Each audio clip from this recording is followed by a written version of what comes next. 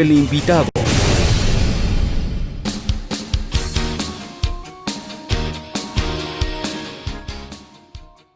Tremendo aguacero cayó en Quito en estos precisos instantes. Llueve de manera fortísima. Se pide a los conductores especialmente hacerlo con mucho cuidado y evitar trancones de tráfico que me imagino ya se están produciendo en este preciso momento. Bien, y está con nosotros Juan Cristóbal Lloret, asambleísta de Revolución Ciudadana, que justamente pues viene en medio de semejante aguacero. Le damos la más cordial bienvenida. Juan Cristóbal, muy buenas tardes. Se mojó un poco. Gracias, Washington, un poquito. Las aguas siempre son buenas y en el campo aún más cuando se requiere precisamente de esas bendiciones de la naturaleza. Un abrazo fraterno para usted, Washington. Muchas gracias por el espacio y sobre todo para la directa audiencia de Pichincha Universal que está al pendiente también. Ayer, este me parece un tema importante. Ayer se debatió las observaciones que realizó el Ejecutivo a la proforma presupuestaria, pero finalmente entraron en vigencia la proforma por el misterio de la ley, es decir, no hubo los votos para acoger esas observaciones. ¿Qué significa o qué implica esto, asambleísta? Porque por ahí hay como una suerte de duda o de oscuridad en la gente. Gracias, más que todo Washington. En el público, ¿no? Sí, fue muy singular lo que sucedió el día de ayer. Ajá. Algo que no se venía dando regularmente en la asamblea. Yo creo que las fuerzas políticas se van alineando en función ya no solo de la imposición que viene desde Carondelet, sino sobre todo desde una perspectiva ya electoralista con miras al 2021. Tanto es así que pese a que no se aprobó el presupuesto, el oficialismo fue, entiendo, a buscarles en las casas a los asambleístas oficialistas para que en la sesión que teníamos en la noche a las 20:45, una sesión inusual también a esa hora, puedan reconsiderar la moción de aprobación del presupuesto.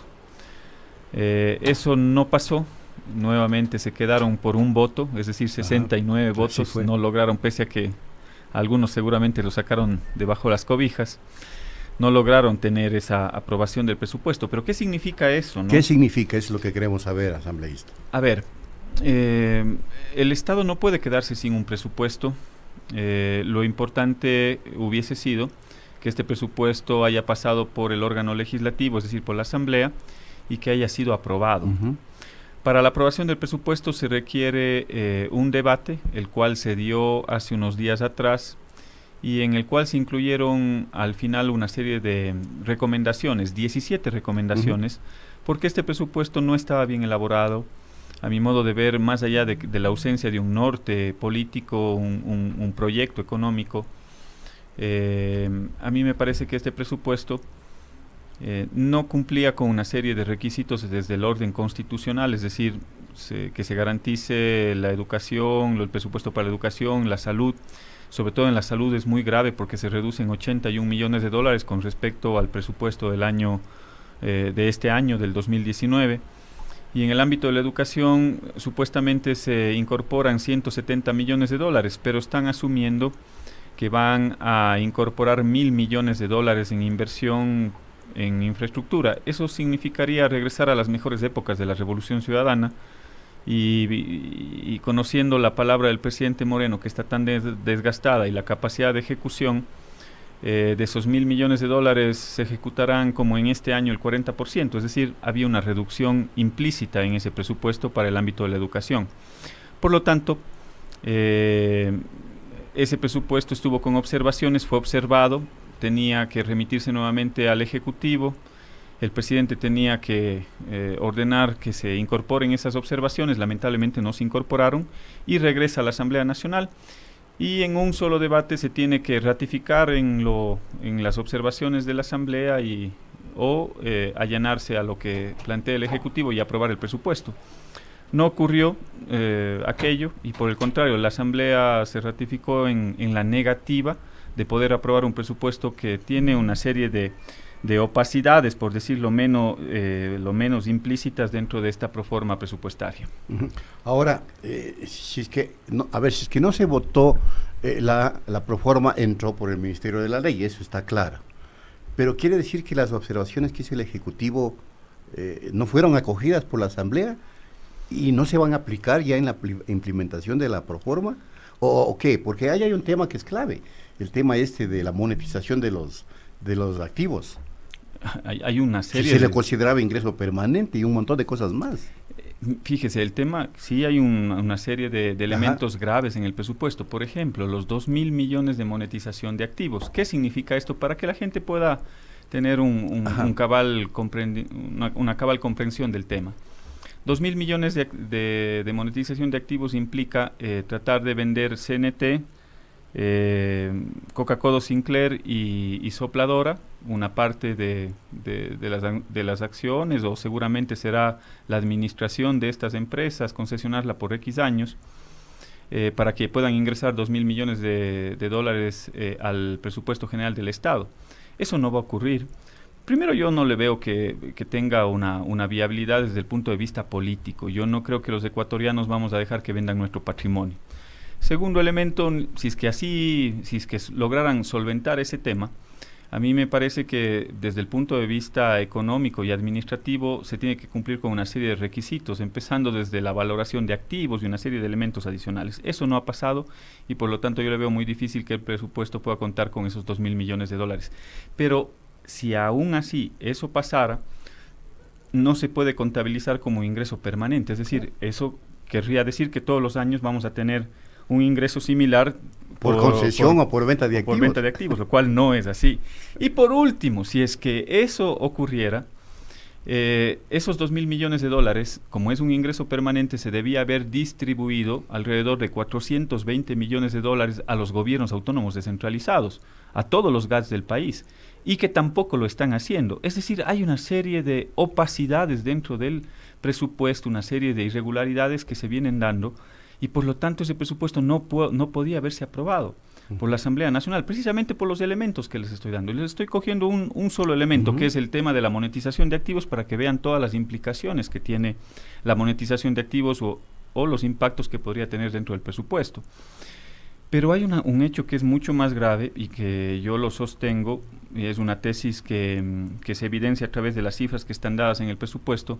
Ellos dicen que hay un déficit fiscal de 3.300 millones de dólares. Yo creo que es mucho mayor. ¿Y por qué sostengo este tema? Porque en el presupuesto ellos suponen que van a tener disponible al 31 de diciembre de este año 2.000 millones de dólares, 2.120 millones de dólares. Eso no va a ocurrir, porque tienen que pagar décimos, tienen que pagar el sueldo de diciembre y una serie de gastos precisamente en el último mes del año. Entonces vamos sumando los 3.300 millones de dólares que dicen que tienen de déficit, eso admite el propio ministro de Economía y Finanzas, más los 2.000 millones que tienen que tener disponible, más los 2.000 millones de monetización de activos. Y dentro de la estructura de financiamiento del presupuesto no existe una fuente de dónde van a sacar 1.500 millones de dólares. Dice 1.500 millones de dólares en el presupuesto, pendiente por determinar la fuente de dónde van a sacar. Apenas. Entonces estamos hablando de cerca de 9.000 millones de dólares. Entonces un presupuesto de 32.000 millones de dólares que no tengan 9.000 millones de dólares le pone una seria complicación al país. Y algunos opositores nos dirán, pero esto es culpa de Correa. Perdóneme, pero ya ha pasado más de 2 años en los cuales los propios errores del gobierno han hecho que la presión tributaria, es decir, la carga que tienen que pagar los ciudadanos por impuestos y tributos en el Ecuador se haya disminuido. Es decir, están cobrando menos dinero, por lo tanto hay menos recursos en la caja fiscal y por otro lado está saliendo más dinero dentro del gasto corriente y otros gastos que ha asumido el gobierno nacional, como el pago del 40% del IES, y una supuesta reducción del tamaño del Estado que no se ha concretado. Entonces, un gobierno que cobra menos impuestos, tiene menos ingresos y que gasta más, es insostenible en el tiempo. Es por eso que se ha elevado tanto esa brecha dentro del presupuesto. Ahora, también los asambleístas cuestionaron, y aquí tengo el dato, de que el Ejecutivo no ejecutó justamente el presupuesto en un porcentaje del 40%, que es otro tema muy delicado que le voy a pedir que comente, asambleísta. Gracias, Washington, porque nos permite tener ahí algunas reflexiones. Un gobierno que no ejecuta un plan anual de inversiones y que llega a tener el 40% de ejecución al mes de noviembre, quiere decir que no han tenido la capacidad para ejecutar un presupuesto general del Estado, y lo mismo va a ocurrir en el presupuesto del próximo año, quizás algo mucho más grave porque el déficit fiscal es mucho más alto. Pero eso nos llama la atención no solo por la incapacidad que tienen algunas autoridades de ejecutar, sino sobre todo porque lamentablemente así se ha venido manejando el presupuesto del Estado desde el año 2017, que en menores cantidades, en el año 2018, que también tuvieron un nivel de ejecución muy bajo, y hoy en el año 2019. Pero ahí hay una reflexión que quiero hacerles. Para que la economía pueda funcionar, para que la economía se pueda dar una dinamización, se necesita de dos actores fundamentales. Desde lo público, el Estado, y desde lo privado también, lo que se puede hacer desde el sector privado. Y me parece que la tarea desde lo público no ha sido la mejor. Es decir, si se recorta el gasto público, y en el caso del presupuesto se recorta el 5% en remuneraciones, en gasto corriente, estamos hablando de despidos de alrededor de 25 mil personas. Claro. Si es que al mismo tiempo dejan de ejecutar obra pública o el plan anual de inversiones, están desacelerando la economía desde lo público. Si desde lo privado tenemos algunas empresas, no quiero poner en el saco a todas, pero tenemos algunas empresas que prefieren tener sus recursos en paraísos fiscales y no traerlos o tenerlos aquí en el Ecuador, no hay inversión, se contrae la economía. Si se contrae la economía, cae el consumo, es decir, la gente no tiene capacidad de consumo. Para demandar, claro. Y si es que no hay capacidad de consumo, caen las ventas. Si es que caen las ventas, quiere decir que va a caer la producción nacional. Si es que cae la producción nacional, también puede caer las importaciones de materia prima e incluso hasta de productos terminados, porque no hay quien demande. Y eso significa un colapso de la economía, una contracción económica.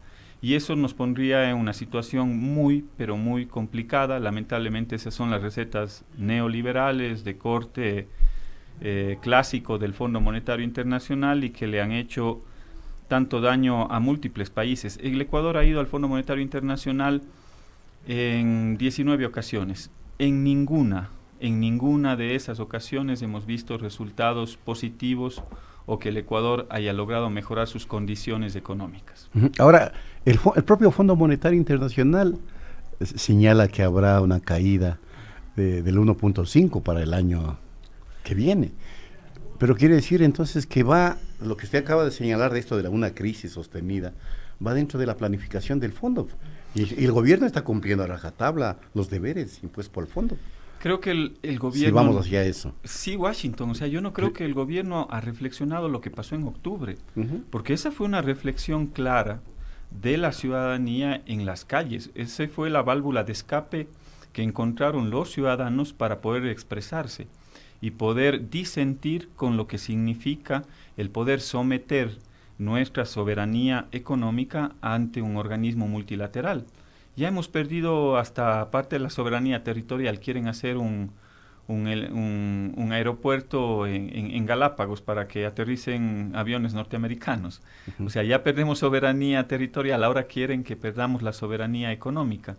Yo no creo que ese sea el camino. Eso se expresó en las calles en octubre y el gobierno ha hecho caso omiso. Siguen en la misma receta de corte neoliberal con el Fondo Monetario. Al Fondo Monetario nunca le ha interesado el tema de acortar las brechas sociales, del ser humano sobre el capital. Al Fondo Monetario lo único que le interesa es que le paguen o que busquen los mecanismos para que el Estado le pague los 4.200 millones de dólares que supuestamente les va a prestar.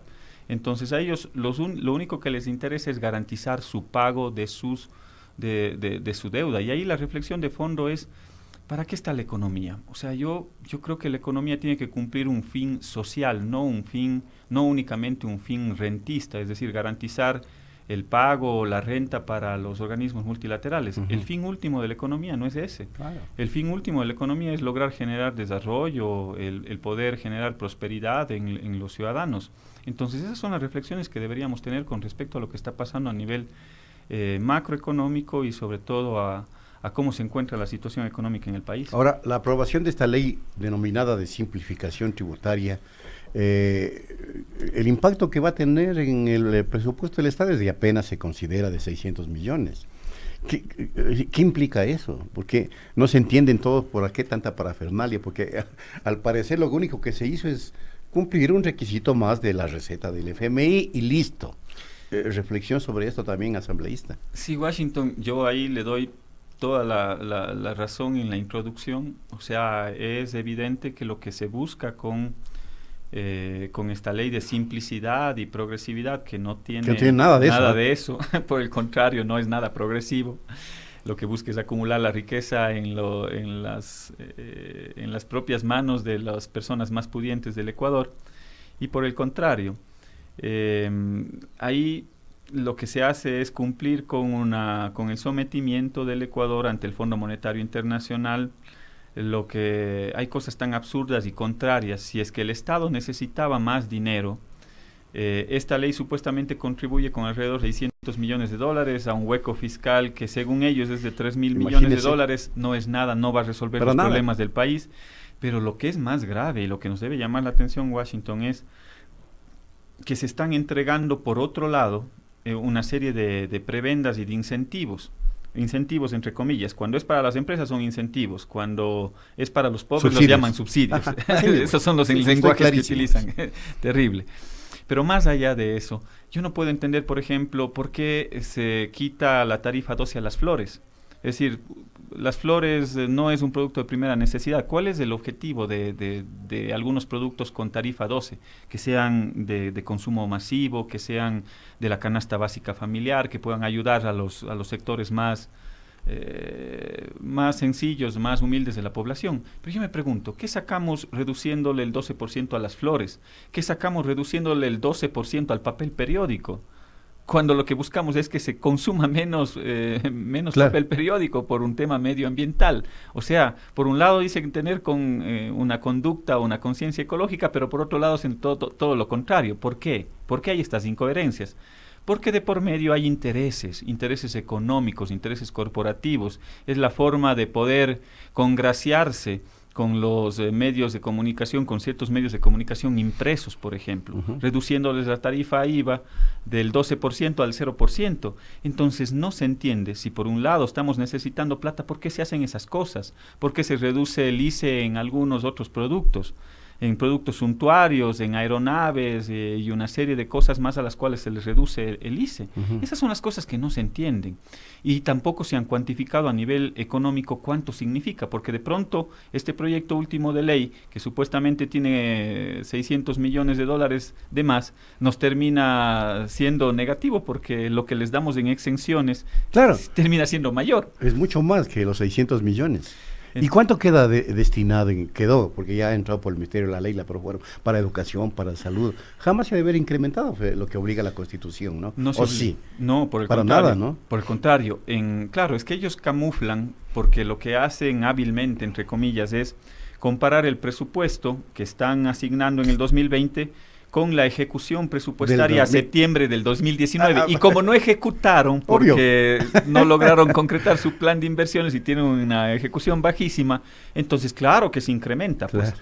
Pero si ustedes revisan, para comparar papas con papas, si ustedes revisan el presupuesto 2019 con el 2020, hay una reducción de 81 millones de dólares en salud, que es un tema prioritario para la gente. Yo pasé de pasar en el Seguro Social 6 días por una operación y veo de cerca las necesidades en el ámbito de la seguridad social. Hay una serie de necesidades y falencias. No se diga en el Ministerio de Salud Pública. ¿Qué va a pasar con los médicos, con las enfermeras? ¿Qué va a pasar con las medicinas? Hay un tema que estoy pidiendo información. Hace unos meses se aprobó el que se puedan incorporar a ciertos medicamentos como parte del cuadro básico de medicamentos, pero resulta que no están. Este es el gobierno de los ofrecimientos. Hace unos meses nos ofrecieron que no van a subir las tarifas de las pensiones ni de las matrículas en los centros educativos, y resulta que se elevaron y nadie dijo nada, pero esa fue la palabra empeñada del presidente Moreno. Pero aquí tenemos un presidente que nadie le hace caso, ni sus ministros de Estado, y él puede decir cualquier cosa y ofrecer cualquier cosa, como el tren playero, como un teleférico, el periférico y una serie de cosas más.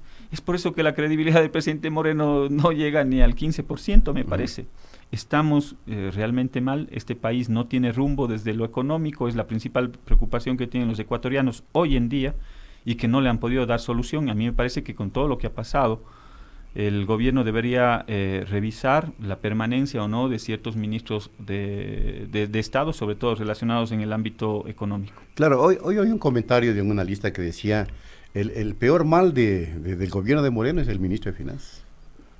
Bueno, lo dijo el señor economista Pablo Dávalos, para citar la fuente, ¿no? Y con Pablo podemos tener algunas diferencias. Yo respeto mucho sus comentarios y su formación, pero en esto voy a coincidir. En esto voy a coincidir. Yo creo que le ha hecho un grave daño al país y un daño posiblemente irreversible la permanencia de un ministro que responde a las cámaras, pues. ¿De dónde salió el señor Richard Martínez?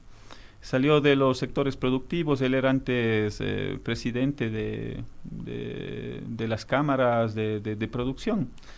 Entonces, cuando nosotros vemos que quienes eran los que hace unos años nos decían que estamos por el camino equivocado, que hay una serie de temas que hay que corregir, ahora que ellos tienen el control de la economía, hoy vemos que los resultados han sido nefastos para el país. Y le pongo solo 4 cosas para poder evidenciar que no existe una conducción económica adecuada. El decreto 883, que costó la vida de decenas de ecuatorianos, ¿de dónde vino? Precisamente del sector económico, que eliminemos el subsidio a los combustibles. Luego quisieron insistir con un proyecto de ley nefasto, con un proyecto de ley que más de 400 artículos que estaban metidas todas las prebendas para los grupos económicos y los grupos de poder, que por suerte no pasó por la Asamblea. Ahí a la Asamblea les dio un claro mensaje. Pasamos por la propuesta o la Proforma Económica 2019, que tampoco pasó, y ahora la Proforma 2020. Entonces, algo está pasando en ese ámbito o en ese sector, que es el sector de la economía, y ese es un claro mensaje al presidente Moreno para que revise qué es lo que está pasando en el sector económico y, de ser el caso, tome los cambios o asuma los cambios que tenga que asumir. Muchas gracias, asambleísta. El tiempo se nos agotó. Le deseo suerte en lo que resta del año y en el próximo, porque a lo mejor ya no nos vemos, pues que se acabe el año. Gracias, un saludo para usted, mi abrazo cariñoso para todos quienes hacen Pichincha Universal, para todos los chicos que están acá en la cabina. Una feliz Navidad, mis mejores deseos para toda la población pichinchana y nuestros conciudadanos. Un abrazo fraterno y cariñoso. De igual manera para usted. Acabamos de entrevistar a Juan Cristóbal Lloret, asambleísta de Revolución Ciudadana. Luego de la pausa nos conectamos vía Skype con Eduardo Franco Lor, abogado de Jorge Glass. Oigan, la Odebrecht está solicitando una reparación integral al Estado ecuatoriano. ¿Se puede creer esto? Yo realmente no lo concibo, pero pasa en este país. 17:37, ya volvemos. Desabróchate el cerebro. Abrir de par en par las puertas como La sueños. historia es un reloj